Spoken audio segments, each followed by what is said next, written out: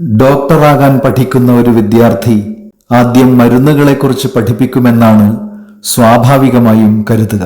പക്ഷേ അഷ്ടാംഗഹൃദയം അങ്ങനെ ചെയ്യുന്നില്ല. ഗ്രന്ഥത്തിന്റെ ആദ്യ ഭാഗങ്ങളിൽ തന്നെ നമ്മെ പഠിപ്പിക്കുന്നത് ദിനചര്യയാണ്.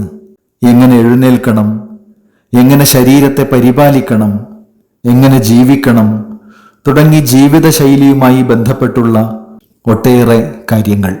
രോഗം വന്നാൽ ചികിത്സിക്കണം, പക്ഷേ രോഗം വരാതിരിക്കാൻ ജീവിക്കാനും പഠിക്കണം.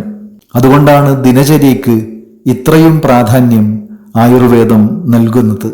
ദിനചര്യ എന്നത് ഒരു കർശന നിയമങ്ങളുടെ പട്ടികയല്ല, നമ്മുടെ ശരീരത്തിൻ്റെ സ്വാഭാവിക പ്രവർത്തനങ്ങളോട് സഹകരിച്ച് ജീവിക്കുവാനുള്ള ഒരു മാർഗരേഖയാണ് ദിനചര്യ. സമയത്ത് ഉറങ്ങുക, സമയത്ത് എഴുന്നേൽക്കുക, വിശക്കുമ്പോൾ ഭക്ഷണം കഴിക്കുക, ശരീരത്തെ ശുചിയായി സൂക്ഷിക്കുക. ഒരുപക്ഷെ ഇതെല്ലാം ചെറിയ കാര്യങ്ങൾ പോലെ തോന്നാം, എന്നാൽ ഈ ചെറിയ ശീലങ്ങളാണ് വർഷങ്ങളോളം ആരോഗ്യം കാത്തുസൂക്ഷിക്കുന്ന വലിയ കാര്യങ്ങളിലേക്ക് നമ്മെ നയിക്കുന്നത്. അതുകൊണ്ടാണ് അഷ്ടാംഗഹൃദയം ആദ്യം ജീവിതശൈലി പഠിപ്പിക്കുന്നത്.